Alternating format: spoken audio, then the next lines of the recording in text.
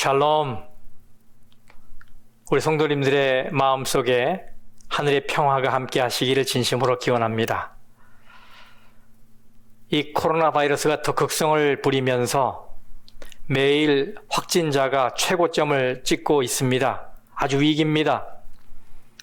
이럴 때 우리 성도님들 개인 위생 수칙을 잘 지키시고 특별히 마스크를 꼭 착용하시길 바라고, 또 손을 늘 깨끗하게 씻으시고 뭔가를 만진 다음에는 절대로 눈이나 코, 입으로 입에 가지 않도록 주의하시길 바랍니다. 그리고 언제나 사회적 거리두기 유지하시면 좋겠습니다. 그래서 우리 모든 성도님들 늘 건강하시길 바라겠습니다. 우리 다시 만날 때는 기쁨으로 만날 수 있게 건강관리 잘 지키시기를 바랍니다. 또 하나님께서 여러분을 크게 축복하시기를 진심으로 기원합니다. 오늘은 말씀이 육신이 되어 13번째 시간으로 하나님만을 주인으로 모시라라는 제목의 말씀을 드리도록 하겠습니다. 저는 이런 설문조사가 있는지 몰랐습니다. 아주 의외였어요. 이 설문조사는 2010년부터 거의 매 2년마다 한 번씩 한국에서 시행됐던 조사인데요. 설문의 내용은 이것입니다. 10억 원이 생긴다면 죄를 짓고 1년 정도 감옥에 가도 괜찮은가? 그랬더니 고등학생 절반 이상이 10억 원이라는 거액을 가질 수만 있다면 죄를 짓고 감옥에 가는 것도 가능하다라고 대답했습니다. 이것이 2015년 청소년 정직지수 조사 결과인데요. 전국 이 초, 중, 고등학생 11,000명을 대상으로 조사해 발표한 것입니다. 고등학생 응답자의 56%가 그렇다라고 응답했어요. 초등학생은 17%, 중학생은 39%. 이렇게 학년이 올라갈수록 더 대담해지는 걸 우리가 보게 됩니다. 그런데 작년 2019년에도 조사를 했는데 그때는 고등학생이 57%, 초등학생은 23%, 중학생은 42%예요. 이 2015년 조사 때보다 또 올라갔어요.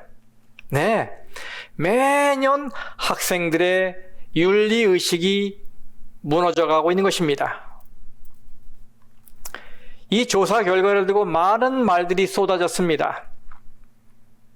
주로 충격과 개탄의 목소리였어요. 도대체 세상이 어떻게 돌아가고 있길래 청소년들의 윤리의식이 이 모양이냐? 이런 내용들이었어요. 그런데 만일 같은 질문이 오늘 나에게 주어진다면 나의 대답은 무엇일까? 아니, 실제로 그런 상황을 내가 맞이했다면 과연 나는 어떤 선택을 하게 될까?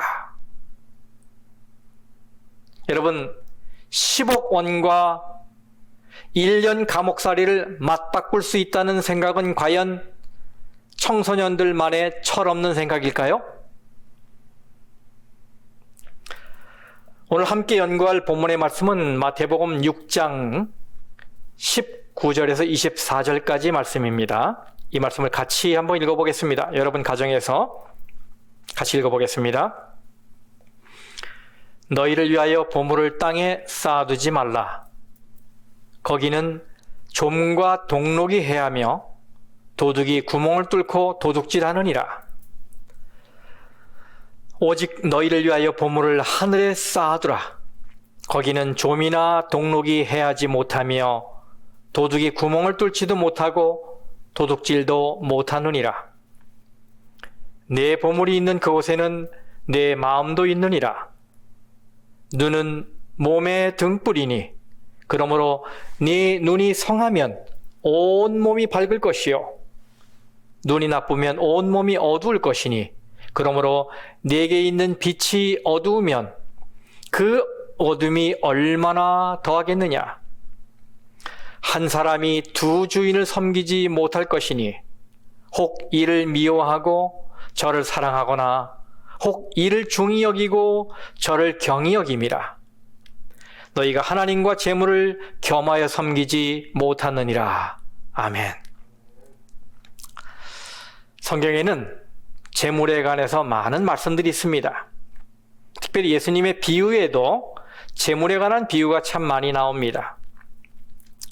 이것은 예수님이 보실 때 그만큼 재물이 성도의 삶에 미치는 영향이 크다는 것을 알고 계시기 때문이 아닌가 생각이 됩니다. 그렇다면 교회도 주저하지 말고 바른 재물관에 대해서 이야기를 해야 할 것입니다. 그래야 성도들이 재물을 올바로 이해하고 올바로 사용할 수 있게 되기 때문입니다. 무엇보다 중요한 사실은 이 재물에 대한 이야기가 천국의 원리를 가르치는 예수님의 이 땅에서의 첫 번째 설교 가운데 포함되어 있다는 사실입니다. 여러분은 분명 이제까지 이 본문 말씀을 배경으로 해서 많은 설교를 들으셨을 거예요. 그래서 이 본문을 읽고 제가 드린 이 설교도 뻔한 설교이겠거니라고 생각하실지 모르겠습니다. 그래서 저는 이번 주에 이 말씀을 깊이 명상하며 많은 기도를 했습니다. 그러다가 예수님께 이런 질문을 하고 싶어졌어요. 예수님, 제가 정중하게 말씀드리겠는데요. 왜 이렇게 말씀하셨습니까? 이 말씀이 오늘 저에게 얼마나 큰 고민이 되는지 아시지 않습니까? 그러면서 저는 한편으로 좀 건방진 생각을 해보았습니다. 그것은 예수님이 이 말씀을 이렇게 아니고 다르게 하셨다면 더 좋았겠다라는 생각이었습니다. 제가 이 시간에 그 몇 가지를 나누면서 오늘 말씀에 대한 이해를 높여가겠습니다. 첫째, 저는 예수님이 이렇게 말씀하시기를 바랐습니다. 같이 읽어볼까요? 너희를 위하여 보물을 땅에 쌓아두라. 여러분 그렇지 않습니까? 이 땅에 살면서 쌓아두지 않고 생기는 족족 써버린다면 우리가 어떻게 살 수 있겠습니까? 쌓는 것은 우리가 살아남기 위해 우리가 할 수 있는 최선의 방법이고 나름 현명한 재정 계획이 아니겠습니까? 저는 이제껏 살아오면서 재정 전문가와 딱 한 번 재정에 관련해서 상담한 적이 있어요. 제가 예전에 한국에 있을 때에 목회를 잠깐 하다가 목회를 그만두고 보험회사에 들어간 한 후배의 요청에 의해서 저의 은퇴 후의 재정 플랜에 대해서 상담하는 자리에 함께 앉은 적이 있습니다. 그때 그는 제가 젊었을 때 이 정도의 금액을 매달 정기적으로 투자하면 은퇴 후에는 연금 형식으로 이만큼의 은퇴 자금을 보장받을 수 있다라고 말하며 여러 도표와 그래프들을 보여주었어요. 매달 붙는 액수에 따라서 나중에 받게 되는 연금 액수가 차이가 많이 나는 걸 보게 됐어요. 그래서 이 끝을 보니까 아주 혹하게 빠져들겠더라고요. 아주 매력적인 제안이었어요. 하지만 저는 당장 생활을 해야 하기 때문에 크게는 할 수 없고 그저 인사치레로 그를 위해서 작은 것 하나를 가입하게 되었어요. 여러분, 노후를 어느 정도 보장받으려면 우리는 오늘 차곡차곡 쌓아야 할 것입니다. 그것이 현명한 일일 거예요. 성경 잠언에도 그런 말씀이 있잖아요. 잠언 21장 20절을 공동번역 성경으로 읽겠습니다. 지혜로운 사람은 집에 값진 보화와 향유를 채우지만 미련한 사람은 그것을 삼켜버린다. 네, 여기 채우지만이란 말은 영어 성경에 보면 store up 해서 쌓아놓는다 라고 돼 있어요. 지혜로운 사람은 쌓아놓습니다. 그래서 예수님께 이렇게 질문 드리고 싶은 거예요. 예수님이 하신 말씀 제가 잘 알고 있습니다. 이 땅에는 좀과 동록이 있고, 즉 녹이 쓸고 도둑이 있습니다. 그런데 오늘 제가 사는 세상은 좀 다르지 않습니까? 요즘에는 좀을 퇴치하는 좀약도 많이 나와 있고, 세이빙 어카운트도 있고, 또 이 알람 시스템이 많이 발달했기 때문에 도둑이 들어와도 안전합니다. 그러니 오늘날 좀 이해될 만한, 말이 되는 이야기, 즉 이 땅에 쌓아둬라 라고 말씀하셨어야 하지 않겠습니까? 두 번째, 저는 예수님이 네 마음이 있는 그곳에 네 보물도 있다라고 말씀하시길 바랐습니다. 그런데 예수님은 뭐라고 하셨어요? 네 보물이 있는 그곳에는 내 마음도 있느니라 라고 말씀하셨어요. 그런데 여러분, 우리는 관심을 기울이는 곳, 마음이 가는 곳, 그곳에 내가 선택해서 내 재물을 투자하지 않습니까? 그러니 저는 예수님이 마음이 가는 곳에 물질도 따라가야 한다라고 말씀하셨어야 하지 않나라는 생각이 든 거예요. 세 번째로, 저는 예수님이 대부분의 사람이 두 주인을 섬기지 못한다라고 말씀하시기를 바랬습니다. 근데 예수님은 딱 잘라서 한 사람이 두 주인을 섬기지 못한다 라고 말씀하셨거든요. 저는 이 말씀에 조금 더 여지를 두셨다면 어땠을까라고 생각을 해본 거예요. 좀 여지를 두셨다면, 즉 대부분의 사람들은, 그러니까 많이 그렇게 하지만 아닌 사람도 있다는 얘기 아닙니까? 대부분의 사람들은 두 주인을 섬길 수 없다. 만약 이렇게 여지를 두셨다면 아닌 사람도 있다는 의미이기 때문에 제가 거기 속하고 싶은 거예요. 그래서 예수님, 제가 한번 보여드리겠습니다. 하나님도 섬기고 재물도 섬기는 샘플이 한번 돼보겠습니다. 제가 한번 할 수 있을 것 같거든요. 한번 기회를 주십시오. 저에게 그런 재량권만 주신다면 한번 보여드리겠습니다.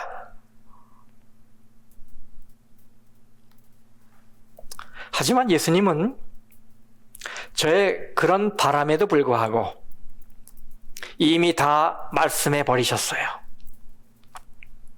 제가 예수님이 이렇게 하셨으면 좋았겠다라고 기대하는 모든 말씀들은 다 예수님의 말씀이 아니었습니다. 예수님은 한치의 오해가 없도록 분명하게 말씀하셨어요. 예수님이 뭐라고 하셨어요? 첫째, 너희를 위하여 보물을 땅에 쌓아두지 말고 하늘에 쌓아두라.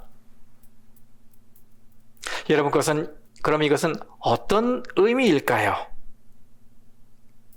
사실 산상설교 이 5장, 6장, 7장 말씀을 전부 다 읽어봐도 예수님이 이 질문에 직접적으로 대답하신 말씀은 없습니다. 하지만 이렇게 19절에서는 보물이라고 하시다가 24절에 가서는 이것을 재물로 바꾸셨어요. 여기 재물이라고 번역된 이 말은 헬라어로 맘모예요. 맘몬. 그래서 이 맘몬이라고 하는 돈신, money, 돈신으로 바꾸셨어요, 예수님이. 그래서 우리는 예수님이 여기서 보물이라고 하신 것이 문맥상 돈을 가리킨 것이라고 생각하는 거예요. 전 여기서 예수님이 우리 인간과 돈이 얼마나 밀접한 관계를 맺고 있는지를 꿰뚫어 보셨다고 생각이 돼요. 왜냐하면 돈이 사람에게 무엇이라고 말씀하신 거예요? 영어로 treasure, 보물이라고 말씀하셨기 때문에 그래요. 보물. 그래서 보물을 땅에 쌓는다라는 말씀을 제가 쭉 명상하면서 마음속에 그림을 그려보니까 이것은 계속해서 돈을 모으려고 밤잠을 설치고 거기에 또 일상에 필요한 것 이상으로 쌓아두려고 노력하고 또 앞으로 사용하지도 못할 것들을 또 쌓아놓고 내 것이라고 하면서 다른 사람들은 얼씬도 못하게 막고 내 눈이 바로 내가 쌓아놓은 그 돈에 계속 머물러 있는 것, 이렇게 연상이 되더라고요. 그런데 예수님께서 말씀하시죠. 너는 그렇게 하지 말라. 이곳에 쌓지 말고 저곳에 너의 열정을 쏟으라. 그러면서 하늘을 가리키시는 것입니다. 왜냐하면 하늘은 안전하고 그리고 우리의 모든 노력에 대한 상급이 확실하기 때문이다. 이렇게 말씀하시는 거예요. 그럼 여러분, 우리가 그렇게 하려면 어떻게 해야 합니까? 어떻게 그렇게 할 수 있겠습니까? 저는 예수님께서 마태복음 25장에서 그 대답을 비춰주셨다고 생각합니다. 마태복음 25장은 예수님의 마지막 설교가 기록이 되어 있지요. 그곳에서 예수님은 소위 예수님의 형제 중에 지극히 작은 자 중 하나에 대해서 가르치셨어요. 그 문맥에서 예수님은 사람들 사이에서 잊혀진 자들, 외로운 사람들, 어려움에 처한 사람들, 지극히 작다고 생각하는 하나를 우리가 어떻게 다루느냐에 따라서 영원한 결과가 갈라진다고 말씀하고 계시는 것입니다. 그러므로 여러분, 우리에게 재물이 있다는 것은 얼마나 큰 기회입니까? 우리가 그것을 남을 돕는 일에 사용할 수만 있다면 얼마나 큰 기회예요. 무슨 기회입니까? 네, 하나님을 기쁘시게 하고 예수님에게 만족감을 드릴 수 있는 절호의 기회 아니겠습니까? 네, 그런 것이 보물을 하늘에 쌓는 한 방법일 수 있어요. 그러면 여러분, 하실 수만 있다면 도움이 필요한 학생들이 학교에서 공부할 수 있도록 여러분 도와주시기 바랍니다. 여러분이 하실 수만 있다면 경제적인 어려움에 처한 가정들을 후원하시기 바랍니다. 여러분이 하실 수만 있다면 여러분이 갈 수 없는 곳에서 선교 활동하고 봉사하는 선교사들, 구호 봉사자들에게 후원하시기 바랍니다. 그런 것이 하늘의 보화를 쌓는 방법일 수 있기 때문이에요. 오늘 우리는 땅의 재물을 하늘의 보화로 바꾸는 환전이 필요합니다. 그 환전은 이 땅에서 우리가 우리의 것을 나눌 때 이루어지는 거예요. 아마도 그런 것들이 예수님께서 말씀하신 보물을 하늘에 쌓는 것일 겁니다. 신학자인 존 스타트는 이런 말을 했어요. 하늘의 보물을 쌓는다는 것은 오히려 다음과 같은 것들을 말하는 것처럼 보인다. 우리가 하늘로 가져갈 수 있는 모든 것은 우리 자신이기 때문에 그리스도를 닮은 성품의 개발, 또 바울이 고린도서 13장에서 말한 항상 있을 그 믿음, 소망, 사랑의 증가, growth, 증가. 언젠가 우리가 직접 대면하게 될 그리스도를 아는 지식에서의 성장, 그리고 기도와 증거로 다른 사람들을 그리스도께 인도하여 그들도 영생을 상속받을 수 있게 하려는 적극적인 노력, 그리고 그 배당금이 영원한 유일한 투자인 그리스도인 사업을 위한 우리의 돈의 사용이다. 이 모든 것은 영원한 결과를 초래하는 현세적 활동이다. 이것이 하늘에 있는 보물이다. 네, 꽤 통찰력 있는 해석이라고 생각이 됩니다. 보물을 돈에만 국한하는 것이 아니라 품성의 개발, 그리스도 안에서 지식의 성장, 이런 것까지 다 포함하고 있기 때문에 좀 더 우리의 사고가 넓어지는 것 같지요. 아무튼 예수님께서 말씀하셨어요. 너희를 위하여 보물을 땅에 쌓아두지 말라. 거기는 좀과 동록이 해하며 도둑이 구멍을 뚫고 도둑질하느니라. 오직 너희를 위하여 보물을 하늘에 쌓아두라. 거기는 좀이나 동록이 해하지 못하며 도둑이 구멍을 뚫지도 못하고 도둑질도 못하느니라. 이제는 두 번째, 예수님이 이렇게 말씀하시기를 바랬어요. 네 마음이 가는 곳에 네 보물이 따라간다. 그런데 예수님은 실제로 이렇게 말씀하셨죠? 마태복음 6장 21절에 내 보물 있는 그곳에는 내 마음도 있느니라. 이 말씀에 이 바탕이 깔린 의미를 명상해 볼 때 저는 이 말씀이 이런 의미라고 생각이 됩니다.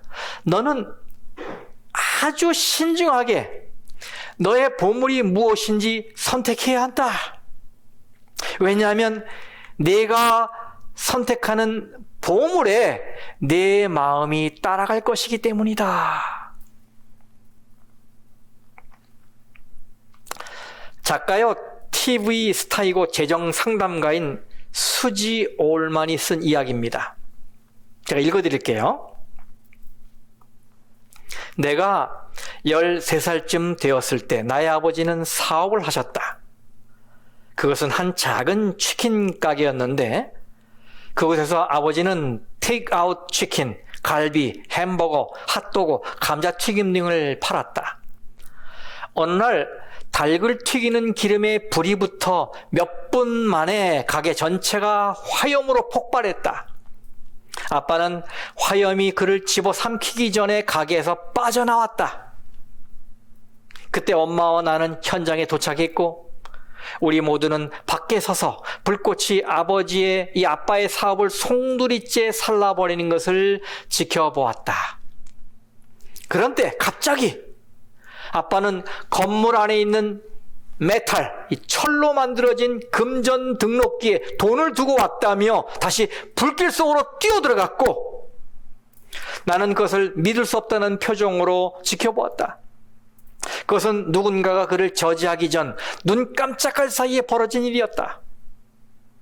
아빠는 금전 등록기를 열려고 애를 썼지만 강한 열 때문에 서랍은 이미 눌러 붙어 있었다. 아빠는 자신의 모든 돈이 바로 코앞에서 잠겨 있고 곧 화염 속으로 들어가게 될 것을 알게 되자 말 그대로 그 뜨거운 금속 상자를 집어 들고는 밖으로 가지고 나왔다.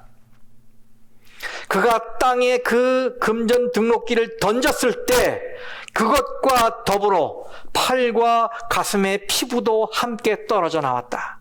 여러분 어떤 상황인지 이해가 되시죠? 그는 한 번은 불을 피해 안전하게 도망쳤었지만 이번에는 자진하여 목숨을 걸었고 중상을 입게 되었다. 돈이 그렇게 중요했다. 그때 나는 돈이 생명보다 훨씬 더 중요하다는 것을 알게 되었다. 그 시점부터 돈을 많이 버는 일은 나의 직업이 되었을 뿐 아니라 내 정서적, 감정적 우선순위가 되었다. 예수님이 말씀하십니다, 여러분. 너의 보물이 너의 집 안에 있고 그 집이 화염에 휩싸여 있다면 너의 마음은 분명 그 보물이 있는 곳으로 달려가게 될 것이다. 그래서 저는 여러분이 이 말씀을 잘 적용하시길 바라요. 여기서 가장 중요한 것은 무엇인가 하면 나의 보물이 무엇인지 현명하게 선택하는 것입니다. 내가 애정을 쏟고 열심을 쏟고 바라보는 것, 바로 내 인생의 목표입니다. 그래서 이걸 다른 말로 하면 목표가 있는 그곳에 마음도 있게 된다, 이런 말도 되는 거예요. 목표는 행동뿐만 아니라 인생의 모든 것을 결정짓습니다. 어디에 신경을 쓰고 있는지, 무엇에 마음을 굳히는지에 그게 매우 중요합니다. 그것에 따라 살아가는 모습과 영원한 운명이 판가름 나기 때문이에요. 여러분의 보물은 무엇입니까? 여러분은 무엇에 애정을 쏟고 있습니까? 여러분의 상상, 여러분의 열심을 어디에 빼앗기고 있습니까? 이런 질문은 나의 삶의 방향과 목표를 정하는 데 도움이 되게 될 거예요. 왜냐하면 내 마음이 그리로 달려갈 것이기 때문입니다. 이것이 예수님의 말씀의 의미예요. 그런데 예수님이 보물을 하늘에 쌓으라고 하시다가 갑자기 22절에 눈 이야기를 하십니다. 22절 23절에 눈은 몸의 등불이니 그러므로 네 눈이 성하면 온 몸이 밝을 것이요 눈이 나쁘면 온 몸이 어두울 것이니 그러므로 네게 있는 빛이 어두우면 그 어둠이 얼마나 더하겠느냐.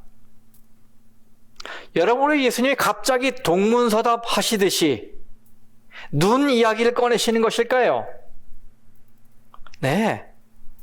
보물을 선택하고 그것을 어디에 투자해야 할지 할 때 우리의 시야가 흐려져서는 안 되기 때문입니다. 여기 눈이 성하면이라는 말에서 성하다라는 이 말은 헬라어로 하플루스라고 하는데 이 말의 뜻은 단 하나, 순수한, 순전한, 거짓이 없는 이런 뜻이에요.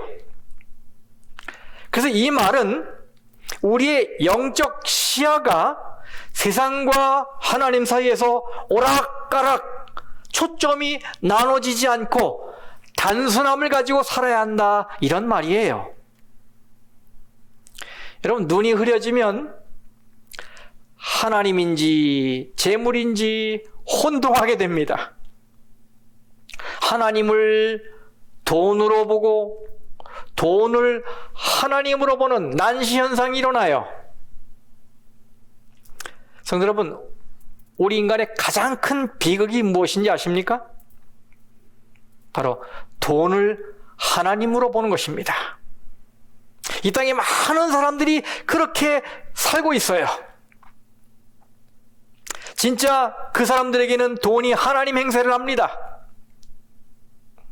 성도 여러분, 그러므로 마음의 눈이 어두워지지 않도록 주의하시기 바랍니다. 그래서 항상 하나님의 말씀으로 마음의 눈을 닫고 회개의 눈물, 기도의 눈물로 마음의 눈을 닦아야 합니다. 그래서 하나님을 향한 여러분의 헌신이 돈 때문에 방해받아서는 안 되는 것입니다. 그래서 이 돈의 속이는 속성이 하나님을 향한 여러분의 사랑을 막거나 더럽히지 않게 해야 합니다. 그렇죠? 네. 그 다음 예수님은 또 다른 한 가지를 말씀하시죠. 너는 두 주인을 섬길 수 없다. 너는 하나님과 재물을 겸하여 섬길 수 없다. 네가 두 주인을 위해 일을 할 수는 있지만 두 주인을 섬길 수는 없다. 여러분, 하나님과 재물이 둘 다 우리의 주인이 되길 원한다는 사실이 좀 흥미롭지 않습니까? 하나님도 우리의 마음을 차지하길 원하시고 재물도 우리의 마음을 차지하길 원하고 그 사이에 우리가 있어요. 우리의 선택이 남아있는 것이지요. 여러분도 저의 처음 생각처럼 이 둘을 다 가질 수 있다고 생각하십니까? 프레드 윗필드는 농구 황제로 불리는 마이클 조단 옆에 언제나 있었던 사람이에요. 그는 마이클 조단의 에이전트로 그리고 자문으로 또 사업 파트너로 늘 그 곁에 있었어요. Driven from Within이라는 이 마이클 조단의 자서전에 나오는 이야기인데요. 마이클 조단이 윗필드와 있었던 이야기를 소개하고 있습니다. 한 번은 조단이 노스캐롤라이나의 그 그린스보로에 있는 이 윗필드 집을 방문했을 때 있었던 일이에요. 그 두 사람이 이 저녁 식사를 하게 되었을 때 이 조던이 윗필드에게 말했습니다. 이보게, 내가 좀 추운데 재킷 하나만 빌려 입을 수 있을까? 그래서 윗필드는 자기 방에 옷장에 가서 원하는 대로 꺼내오라고 허락을 해줬어요. 그래서 조던이 재킷을 가지러 간 사이에 이 윗필드는 기다렸습니다. 계속 기다렸습니다. 아주 한참을 기다렸습니다. 드디어 조던이 나타났어요. 그런데 그의 손에는 재킷 여러 벌과 또 운동화 여러 켤레 또 다른 종류의 옷들이 들려 있었어요. 그 제품들에는 모두 이 마이클 조던의 이 나이키 브랜드의 경쟁 업체인 퓨마 로고가 새겨져 있었어요. 사실 윗필드의 옷장에는 이 조던과의 관계 때문에 절반은 나이키 옷으로 채워져 있었고 또 다른 농구 선수인 랄프 샘슨에 대한 우정 때문에 퓨마 장비로 반이 채워져 있었어요. 조던이 그것들을 바닥에 다 쌓아놓고는 부엌으로 가갖고 시퍼런 칼을 가지고 나왔습니다. 그리고는 그 칼로 이 퓨마 옷들 장비들을 다 자르고 작은 조각으로 갈기갈기 찢어버렸어요. 그리고 그 모든 조각들을 쓰레기통에 집어넣습니다. 그리고 돌아와서 윗필드에게 이렇게 이야기합니다. 이봐 친구, 내일 호월드에게 전화해서, 이 호월드는 나이키 담당자예요. 이 모든 것을 교체하라고 말해줘. 그리고 네가 나이키 이외의 옷을 입는 것을 보지 않게 해라. 이렇게 말을 합니다. 그러면서 마지막 한 말이, 너는 울타리를 탈 수 없어. 이렇게 말을 해요. 너는 울타리를 탈 수 없어. 엘리야 선지자도 같은 메시지를 전했죠. 열왕기상 18장 21절 말씀에 엘리야가 모든 백성에게 가까이 나아가 이르되, 같이요, 다 같이 시작. 너희가 어느 때까지 둘 사이에서 머뭇하려느냐? 만일 여호와가 만일 하나님이면 그를 따르고 바알이 만일 하나님이면 그를 따를지니라. 아멘. 오늘 예수님께서 오늘 우리에게 말씀하십니다. 너는 울타리를 탈 수 없다. 네. 중간은 없습니다. 반반도 없습니다. 적당히도 없습니다. 오직 둘 중에서 하나를 선택하는 일만 있는 것입니다. 신앙은 중간이 아니라 중심입니다. 신앙은 세상과 하나님 사이에 적당히 양다리를 걸치는 중간이 아니라 오직 마음의 중심을 예수님께 바치는 것입니다. 예수님의 이 말씀에서 제일 중요한 단어는 저는 섬긴다라는 말이라고 생각합니다. 섬긴다. 네. 우리는 두 주인을 섬길 수 없습니다. 하나님과 재물 둘 다 가지고 싶으세요? 그건 불가능합니다. 예수님이 말씀하셨기 때문이에요. 불가능해요. 저는 그렇게 할 수 있을 것 같지만 사실은 그건 제 욕심일 뿐입니다. 불가능한 일이에요. 예수님은 우리가 재물을 소유하는 것을 반대하시는 것이 아니지요. 예수님도 잘 알고 계세요. 우리가 말씀을 균형지게 살펴보면 이 말씀의 메시지가 분명해요.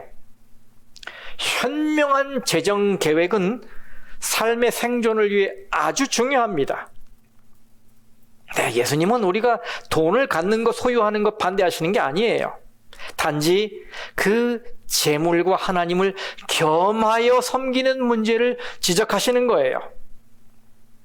어디다 몰두하고 있는지, 뭐가 내 주인인지를 결정하라. 이런 말씀이에요. 여러분, 누가 궁극적으로 나의 주인입니까?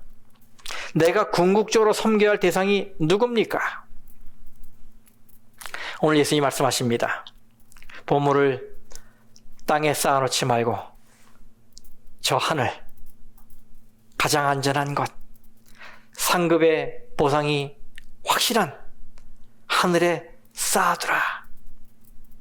그리고 너는 너의 보물이 무엇인지 현명하게 선택해라.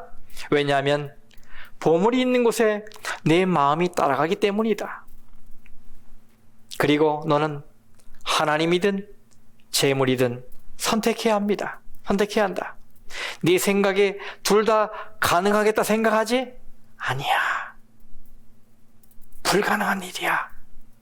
너는 절대로 그들을 함께 섬길 수 없어.